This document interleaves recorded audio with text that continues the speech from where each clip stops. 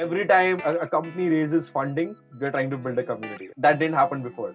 And the second thing is not all businesses needs community. How are you seeing community building shape up over the next few years? There are a lot of community building platforms. There are a lot of community building activities that are happening. We're seeing the rise of chief community officers. We'll see community actually helping the business to generate revenue.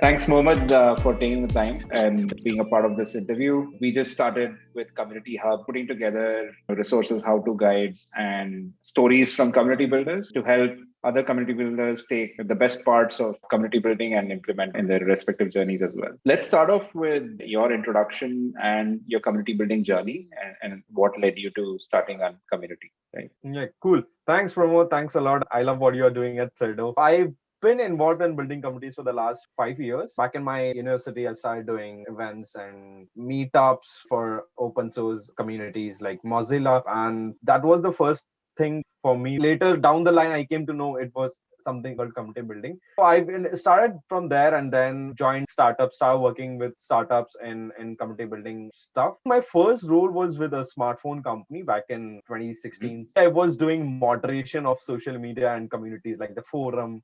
And then from there, I moved out to a more broader role as a community lead with a tech startup where my role was like getting developers on board on the platform. The idea was basically enhance developers to become better at what they are doing. My role at that platform was about growing the user base, engaging the user base, maintaining partnership with the universities, the other tech startups. Basically, that's the longest time where I spent for almost 2 years building a developer community.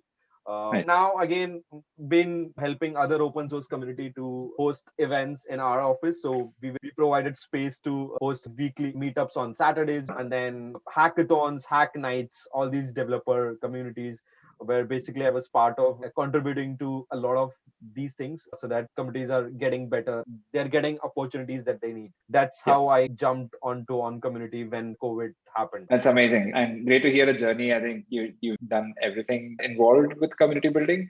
Coming to Uncommunity, what made you realize that something like Uncommunity needed to exist? Walk us through day zero or what led up to day zero of Uncommunity.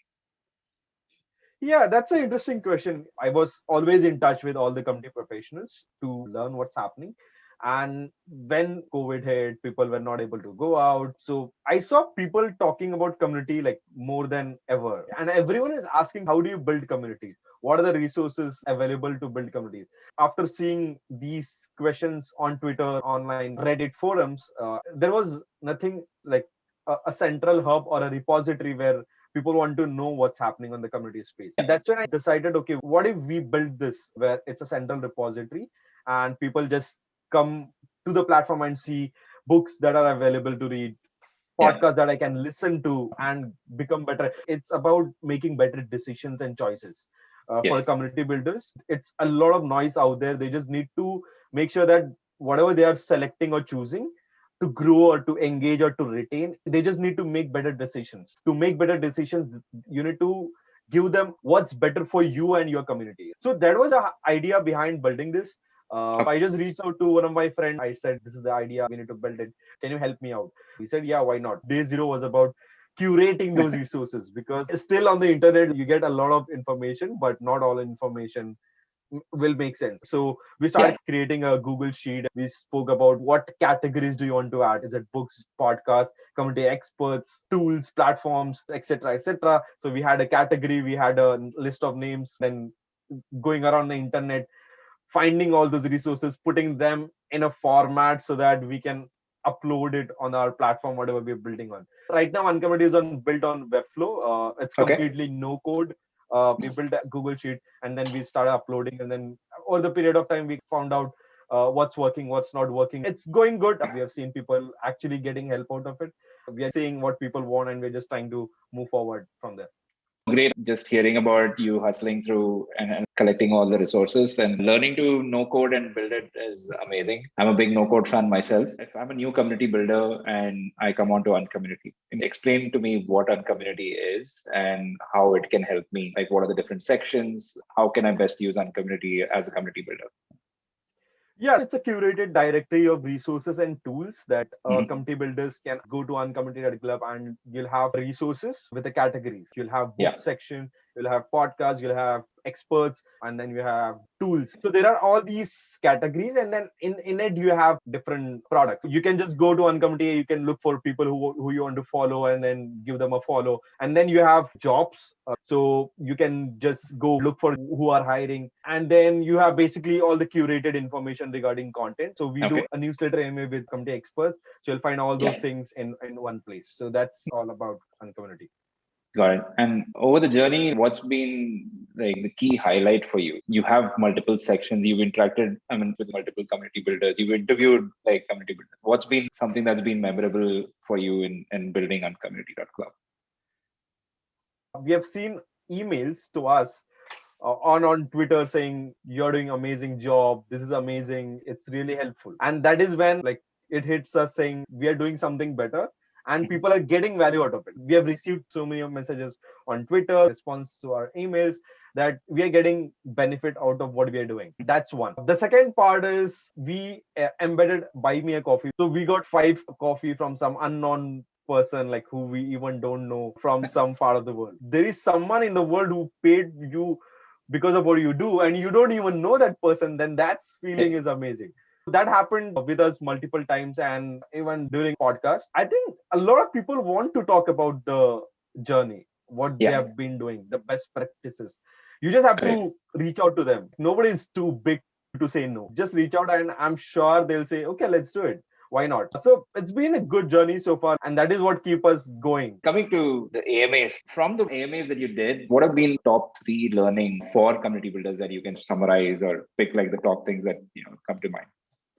Yeah, I can't pick one or three also Yeah, I because know. all were Yeah. amazing. But Yeah. the one that resonated me the most was 2 weeks back. We interviewed Ethan Brook, who is at Mhm. The Hustle, the newsletter, which got acquired Correct. by Yeah. HubSpot, right? Now, in all our newsletter or AMA, we ask this one thing. What's the advice to community builders? He said, disconnect your phone. As a community Mhm. builder, we tend to be very active in our community, trying to engage, trying to grow, trying to hustle, but not taking ourselves a rest time or a me time. So he Yeah. said, just take time off.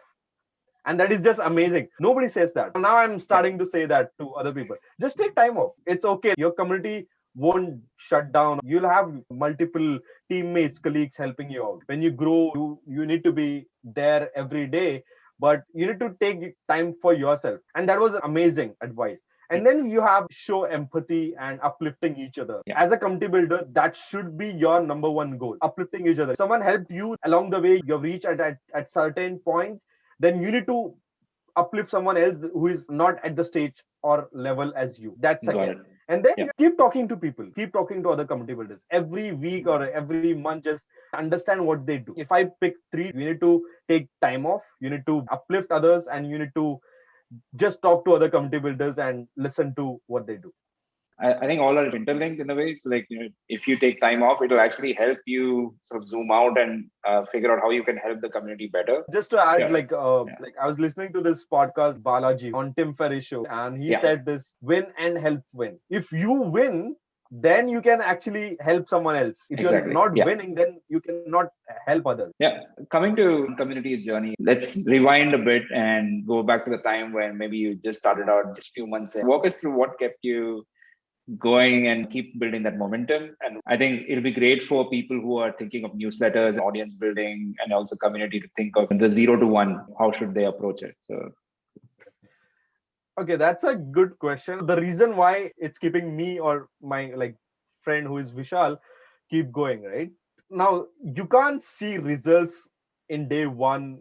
Everybody knows there's no such thing as overnight success, but they just yeah. call it overnight success. So back in 2018, I built a newsletter. I did it for 10 to 12 weeks. I stopped. Now I keep going back to that time where what if I have not stopped? Correct. Now I've just learned that lesson and I make sure that I'll not make that mistake again Yeah. because I need to think long term. I'm trying to win not at a day one or a day 10 or a day 15. I'm trying to win at day 365, for example, Yeah. year into it. And it's grow 1% every day. So the moment you create a new community, Like it will take years to build that momentum wherein you're like, now it looks like it's working, it's paying off. It takes years, not like months. So that is what I'm thinking now as an community. What I think is keeping us awake at night, trying to think what else can we do? How can we grow? How can we make sure we engage people? How can we make sure that we are providing value? You need to think it like a product, like a business. You can't just make $1 from day one. Like it's very makes difficult. sense. It's about showing up and being consistent, and there's a compounding effect of that. 1% improvement every day results in something massive as you go along, and it's not an overnight success. So we are at the last couple of questions. What are the trends that you're noticing, and how are you seeing community building shape up over the next few years? Community right now is at a stage, it's new for 100% of the world. Back when I just got started, there were like few people who I could look up to saying how to build community. Right now it's massive. Thousands of people who are creating value by doing podcasts, books. There are hundreds of books that you can look up to. So what I've seen over the period of like few months, there are tools emerging. Like every week there is a tools announcement. Every time a company raises funding, we're trying to build a community. That didn't happen before.